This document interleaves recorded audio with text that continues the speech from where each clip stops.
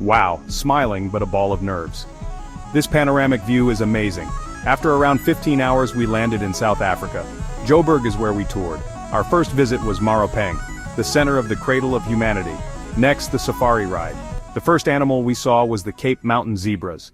Then the exhausted beige lion with his lioness as they bask in the warm sun. The tired, beautiful cheetah that is resting after a huge meal. He does not want to engage with onlookers. Finally, the playful wildebeests having the time of their life.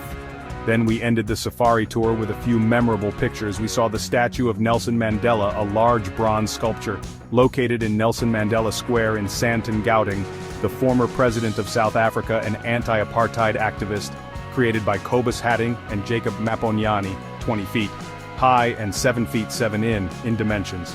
Here is a smaller image of the Nelson Mandela sculpture created by the same artist.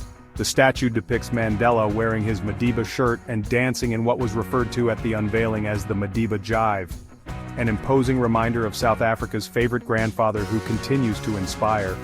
There were also a beautiful sculpture that I found interesting. This piece shows Anton Smith's example of his massive sculptures, which is inspired by a distinct aspect of South African identity, and it's impossible not to marvel at them. In association with Artillery Gallery, Colossal is Smith's captivating collection of work and the beauty they emit.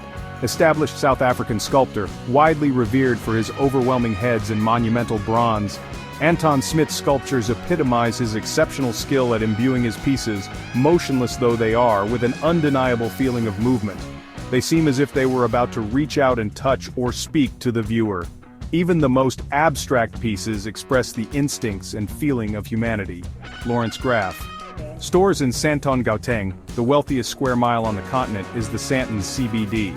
An Ethiopian spot was perfect for our taste buds.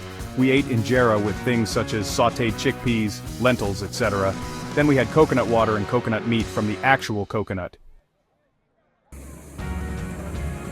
Double-decker tour bus was exhilarating while touring through Soweto. Soweto, originally an abbreviation for Southwestern Townships, came into being as a suburb that housed miners and black workers. This city district southwest of Johannesburg grew to symbolize the struggle against apartheid. The Soweto Uprising, also known as the Soweto Riots, was a series of demonstrations and protests led by black schoolchildren in South Africa during apartheid that began on the morning of the 16th of June, 1976. Over 700 children were murdered by the South African police when the children killed one dog. The families were not compensated for such an horrific act.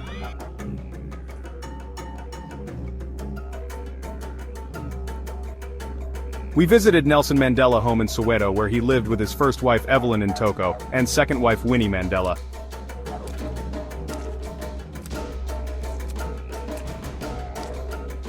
FNB Stadium in Johannesburg, South Africa is the largest stadium in Africa with a capacity of 94,736.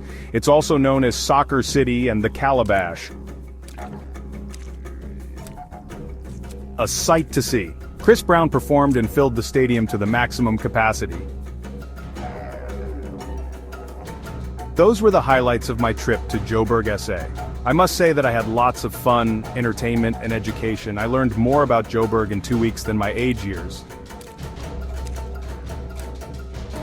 Here's a look at where I stayed in Airbnb, in a nicely gated community. There's a nice kitchen, clean bathroom, a sitting area with television complete with social networks like YouTube and Netflix and others. Thanks for watching.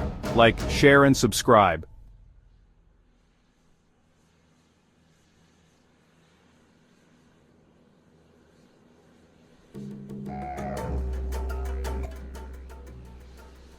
I